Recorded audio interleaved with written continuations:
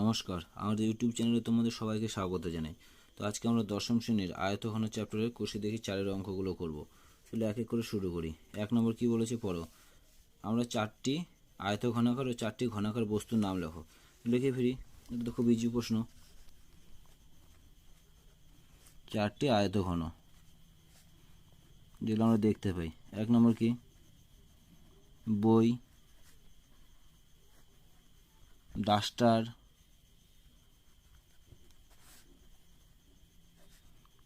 Match বা দেশলাই বাস্ক,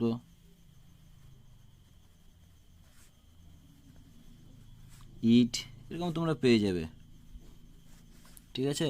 আর 4টি ঘনক, 4টি ঘনাকার বস্তুর নাম কি। 1 নম্বর আইস কিউব,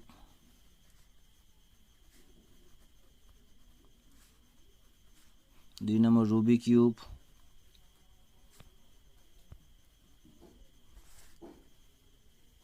3 নম্বর ঘনাকার বাক্স,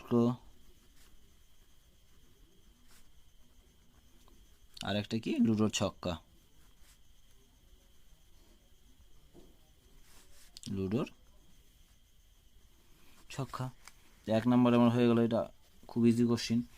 পরেরটা কি বলেছে, পাশের চিত্রে তলগুলির ধারগুলোর শীর্ষ বিন্দুগুলির নাম লিখতে বলেছে। তো আমি এটা লিখে ভিডিওটি বড় করব না, তোমাদের এখান থেকে ছবিতে একটু বলে দিচ্ছি। দেখো, তো তল যেমন উপরে এই একটা তল এ বি সি ডি, এটা একটা তল। তারপর এই দিককার তলের নাম কি এ ই এফ ডি। এরকম তোমরা তলগুলো পেয়ে যাবে, ছটা তল দেখে নাও, দেখে নিতে পারবে, লিখে নিতে পারবে। এবার ধার, যেমন এ বি একটা ধার, বিসি একটা ধার, সিডি একটা ধার, ডিএ একটা ধার, ডিএফ একটা ধার, ডিএ একটা ধার, এ ই একটা ধার, ইএফ একটা ধার। এরকম আমরা 12টি ধার পেয়ে যাব, লিখে নেবে। শীর্ষবিন্দু দেখতে পাচ্ছ, বি একটা শীর্ষবিন্দু, সি একটা শীর্ষবিন্দু, ডি একটা শীর্ষবিন্দু, এ একটা শীর্ষবিন্দু, জি শীর্ষবিন্দু, এই যে একটা শীর্ষবিন্দু, ই একটা শীর্ষবিন্দু, এফ একটা শীর্ষবিন্দু। এরকম আমরা শীর্ষবিন্দুগুলো পেয়ে যাব। এটা লেখার টাইম নষ্ট। তো চলো আমরা এরপর 3 নম্বর করি। কি বলছে, একটি সমকোণী চৌপলাকার ঘরের দৈর্ঘ্য প্রস্থ উচ্চতা দেওয়া আছে এবং ওই ঘরের সবচেয়ে লম্বা যে দণ্ড রাখা যাবে তার দৈর্ঘ্য। আচ্ছা, তো দেখে নাও, সবচেয়ে লম্বা দণ্ড, সেই সবচেয়ে লম্বা দৈর্ঘ্য সেটাই হবে কর্ণ বরাবর। ওটাই লিখে ফেলি। কি লিখব, ঘরের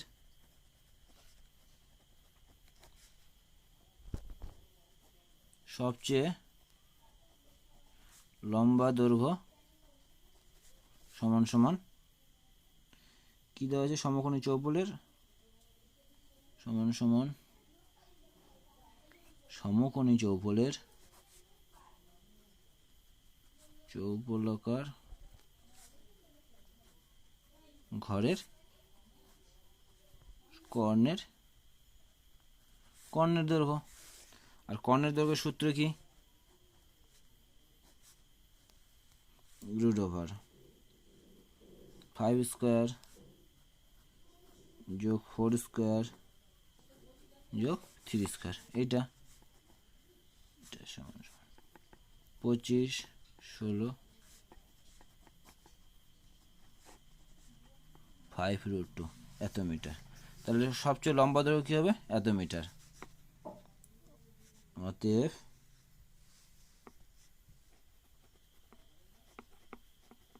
সবচেয়ে লম্বা এত মিটার দণ্ড রাখা যাবে। পরে 4 নম্বর কি বলেছে, একটি ঘনকের একটি তলের ক্ষেত্রফল দেওয়া আছে, এত মিটার। ঘনকটির আয়তন কত। আচ্ছা, ধরি ঘনকের প্রতিটি বাহুর আগের দৈর্ঘ্য ধরে নেই, প্রতিটি বাহুর দৈর্ঘ্য সমান সমান ধরলাম এক্স মিটার। এবার শর্ত অনুযায়ী কী বলেছে, প্রতিটি তলের ক্ষেত্রফল, তার মানে কত, এক্স স্কোয়ার সমান সমান বলে দিয়েছে 64। অতএব এক্স ইজ ইকুয়াল টু 8। তাহলে ঘনকের প্রতিটি বাহুর দৈর্ঘ্য আমরা কত পেলাম, 8। এবার আয়তন বের করতে বলেছে। অতএব ঘনকের আয়তন সমান সমান বাহু কিউব, আর বাহু মানে আমরা পেয়েছি 8, তাহলে 8 কিউব। 8 64 আর 8 তাহলে 512 এত ঘনমিটার। বুঝা গেল? ব্যাস, আগে আমাদের কি বাহু বের করে নিতে হবে। তো 4 নম্বর হলো। এরপরে চলো আমরা 5 নম্বর পড়ি।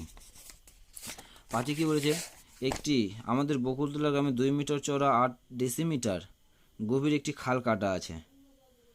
আচ্ছা, এত ঘনমিটার মাটি কাটা হয়ে থাকে, খালটি কত লম্বা? আচ্ছা, তাহলে 5 ধরি খালটির দৈর্ঘ্য সমান সমান আমরা ধরলাম কত, x মিটার। খালটির গভীরতা কত দেওয়া আছে, গভীরতা সমান সমান বলেছে কত, 8 ডেসিমিটার। এই ডেসিমিটারটাকে আমরা মিটারে নিয়ে যাব। তাহলে কি করব, ডেসিমিটার থেকে আমরা কোথায় যাবো, মিটারে। তাহলে কত ভাগ করতে হবে, তাহলে কত হবে 0.8 এত মিটার। হয়ে গেল। এইবার তো খালের আয়তন কত, খালটির আয়তন সমান x ইন্টু 0.8 ইন্টু 2। এটা শর্ত অনুসারে এটা কত, 40 ঘন বলে দিয়েছে, 40 ঘনমিটার। শর্ত অনুযায়ী এইটা সমান সমান কত, 40 ঘন। x ইন্টু 0.8 ইন্টু 2 সমান সমান 40। বা আমাদের x দরকার, এক্সটাকে রাখবো 40, 0.8 ইন্টু 2, দশমিক উঠে দেই, এখানে 10 নেই, তাহলে সুবিধা হবে। 8 একে 8, 3 আসতে 24, 240, 2 দিয়ে 15 দুগুণ 30, তাহলে কত, 1/0, 150 মিটার। তাহলে কি বলেছে, খালটি কত লম্বা, অতএব খালটি 150 মিটার লম্বা। বুঝা গেল? আশা করি বুঝতে পারলে, এবং ভিডিওটি ভালো লাগলে অবশ্যই চ্যানেলটিকে সাবস্ক্রাইব করবে এবং লাইক করবে। চলো 6 নম্বরটা করি। বলছি একটি ঘনকের কর্ণের দৈর্ঘ্য দেওয়া আছে, হলে ঘনকটির সমগ্র তলের ক্ষেত্রফল। 6 নম্বর, তাহলে ধরি ঘনকের প্রতিটি বাহুর দৈর্ঘ্য সমান সমান x সেমি। ঘনকের প্রতিটি বাহুর দৈর্ঘ্য ধরে নিলাম x সেমি। অতএব কর্ণের দৈর্ঘ্য সমান আমরা কি জানি, কর্ণের দৈর্ঘ্য সমান সমান x√3 এত। কর্ণের দৈর্ঘ্য কত, এত সেমি। এবার আমাদের প্রশ্নে বলে দিয়েছে কর্ণের দৈর্ঘ্য, তো শর্ত অনুযায়ী এটা ইকুয়াল টু প্রশ্নে যেটা কর্ণের দৈর্ঘ্য বলেছে সেটা। তাহলে শর্ত অনুযায়ী কী করব, x√3 ইজ ইকুয়াল টু 4√3 এটা। তাহলে x ইজ ইকুয়াল টু কত পেলাম আমরা, 4। তাহলে ঘনকের আমাদের কি বাহুর দৈর্ঘ্য পাওয়া হয়ে গেল, x ইজ ইকুয়াল টু কত পেলাম, 4। এবার আমাদের কি বের করতে বলছে, সমগ্র তলের ক্ষেত্রফল। অতএব ঘনকের সমগ্র তলের ক্ষেত্রফল সমান আমরা কি জানি, 6 ইন্টু বাহু স্কোয়ার, বাহু মানে কত পেয়েছি 4, তার হোল স্কোয়ার, 6 ইন্টু 4 4 16, 6 16 96। তাহলে কত পাবো, এত বর্গ সেমি। এত বর্গ সেমি হয়ে গেছে আমাদের, এটুকুই। এরপরে কত, 6 করা হয়ে গেল আমাদের। 7, একটি ঘনকের ধারগুলির দৈর্ঘ্যের সমষ্টি বলেছে কত, 60 সেমি। ঘনকটির ঘনফল কত। আচ্ছা, ঘনকটির ঘনফল বের করতে বলেছে। ধরি আগে বাহুর দৈর্ঘ্য ধরে নিই, ঘনকের ধরি, ঘনকের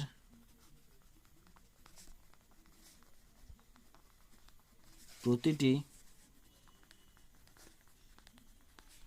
ধারের দৈর্ঘ্য সমান সমান x। কি একক আছে এখানে, x সেমি। তাহলে দৈর্ঘ্য আমাদের ধরা হয়ে গেল x সেমি। এইবার মোট কটি ধার আছে, অতএব ঘনকের, অতএব দেব না এখানে, ঘনকের মোট ধার আমরা জানি 12টি, ঘনকের মোট ধার সমান সমান 12টি। অতএব ঘনকের ধারগুলির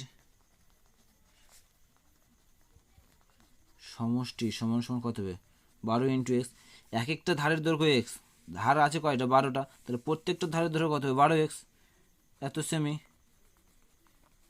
বুঝে গেল? এবার প্রশ্নে বলে দিয়েছে ধারের সমষ্টি 60, তাহলে শর্ত অনুযায়ী এটা ইজ ইকুয়াল টু 60, তাহলে শর্ত অনুযায়ী 12x ইজ ইকুয়াল টু কত পাবো আমরা 60, বা x ইজ ইকুয়াল টু 5। তাহলে ঘনকের প্রতিটা বাহুর দৈর্ঘ্য আমরা কত পেলাম 5, অতএব ঘনকের প্রতিটি বাহুর দৈর্ঘ্য সমান সমান 5 সেমি। এবার আমাদের কি বের করতে বলেছে? বলেছে ঘনকটির ঘনফল, অতএব ঘনকটির ঘনফল মানে আয়তন, ঘনকটির ঘনফল সমান সমান 5 তার হোল কিউব, এত ঘন সেমি। 5 5 25, 5 25 125, এত ঘন সেমি। ভালো লাগলে অবশ্যই একটা লাইক, এবং খারাপ লাগলে অবশ্যই একটা ডিসলাইক দিয়ে দেবে। চলো 8 নম্বর, একটি ঘনকের 6টি পৃষ্ঠতলের ক্ষেত্রফলের সমষ্টি বলেছে কত 212 বর্গ সেমি, 216 বর্গ সেমি। তবে ঘনকটির আয়তন, এখানে আগে আমরা একটা বাহুর দৈর্ঘ্য ধরে নিই, ধরি ঘনকের প্রতিটি ধারের দৈর্ঘ্য সমান সমান এক্স কি একক সেমি, এক্স সেমি ধরলাম। তাহলে 6টি তলের ক্ষেত্রফল কত হবে? অতএব এক একটি পৃষ্ঠতলের ক্ষেত্রফলের সূত্র কি এক্স স্কোয়ার, তাহলে প্রতিটি 6টি তলের ক্ষেত্রফলের সূত্র কত হবে 6 ইন্টু এক্স স্কোয়ার। অতএব 6টি পৃষ্ঠতলের ক্ষেত্রফল সমান কত 6 ইন্টু এক্স স্কোয়ার, এত বর্গ সেমি। তাহলে আমার ক্ষেত্রফল কত পেলাম এত বর্গ সেমি 6টার, কিন্তু প্রশ্নে আবার বলে দিয়েছে 216, তাহলে শর্ত অনুযায়ী এইটা ইজ ইকুয়াল টু 216। অতএব শর্ত অনুযায়ী 6x square is equal to কত পাবো আমরা 216, বা এক্স স্কোয়ার সমান সমান 3 6 18, 6 6 36, বা এক্স ইজ ইকুয়াল টু কত পেলাম আমরা 6। তাহলে প্রতিটি ধারের দৈর্ঘ্য কত পেলাম আমরা ঘনকের 6, অতএব ঘনকের প্রতিটি ধারের দৈর্ঘ্য সমান সমান 6 সেমি। তাহলে ঘনকের প্রতিটি ধারের দৈর্ঘ্য আমাদের পাওয়া হয়ে গেল। এবার কি বের করতে বলছে আয়তন, অতএব ঘনকের আয়তন 6 তার হোল কিউব 36 6, তাহলে 216, এটা কি পেলাম আমরা আয়তন, তাহলে এত ঘন সেমি। বুঝে গেল? চলো পরেরটা করি, খুব ইজি। 9 নম্বর, একটি সমকোণী চৌপলের আয়তন কত বলেছে 432 ঘন সেমি, তাকে সমান আয়তন বিশিষ্ট দুটি ঘনকে পরিণত করা হলে প্রতিটি ঘনকের আয়তন। আচ্ছা, তাহলে কি সমকোণী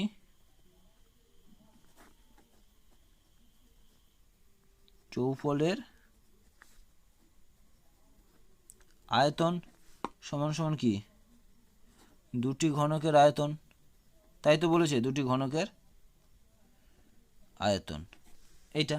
তাহলে এখান থেকে দুটি ঘনকের আয়তন সমান সমান সমকোণী চৌপলের আয়তন, অতএব প্রতিটি ঘনকের আয়তন তাহলে কত হবে প্রতিটি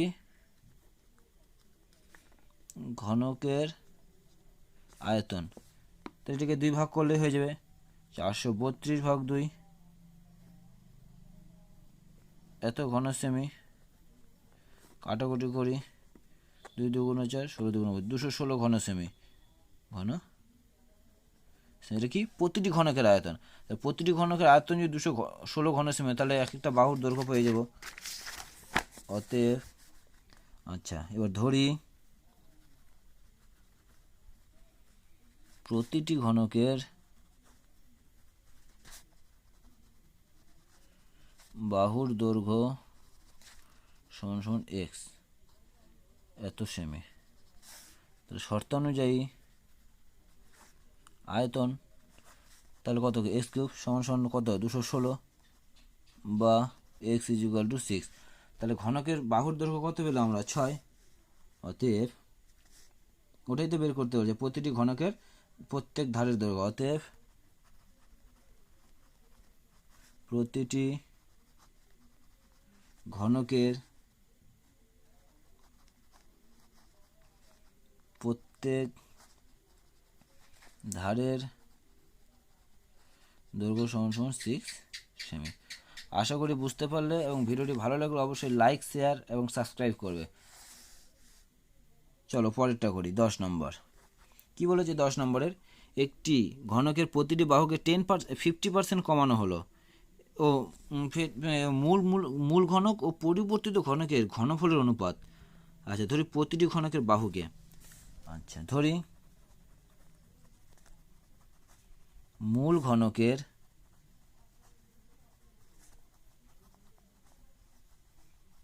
প্রতিটি বাহুর দৈর্ঘ্য সমান সমান কত ধরলাম আমরা? x একক। এখানে কথা বলেছে নাই, তাহলে x একক ধরলাম, x একক। এবার পরিবর্তিত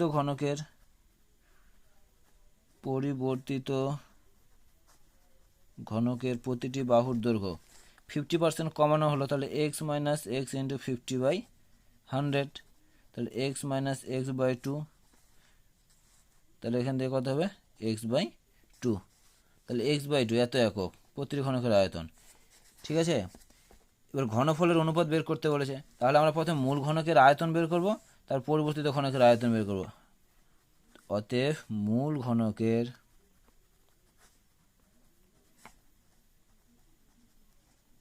আয়তন সমান সমান x³ এত ঘন একক, এবং পরিবর্তিত ঘনকের আয়তন সমান সমান x/2 তার হোল কিউব এত ঘন একক, তাহলে x³/8 ঘন একক। এবার তাহলে কি আমাদের অনুপাত বের করতে বলেছে, অতএব মূল ঘনক ও পরিবর্তিত ঘনকের ঘনফলের অনুপাত বা আয়তনের অনুপাত, ঘনফলের অনুপাত সমান কত? x³ সমান সমান 1:1/8 সমান সমান 8:1 এত। তা আমরা পেয়ে গেলাম মূল ঘনক ও পরিবর্তিত ঘনকের আয়তন অনুপাত। আজকে এই 10 অবধি করবো, পরের ভিডিওতে আমরা 11 পর থেকে পরের অঙ্কগুলো করব। আশা করি বুঝতে পারলে, এবং ভিডিওটি ভালো লাগলে অবশ্যই একটা লাইক দিয়ে আমার চ্যানেলকে উপকৃত করবে। ধন্যবাদ।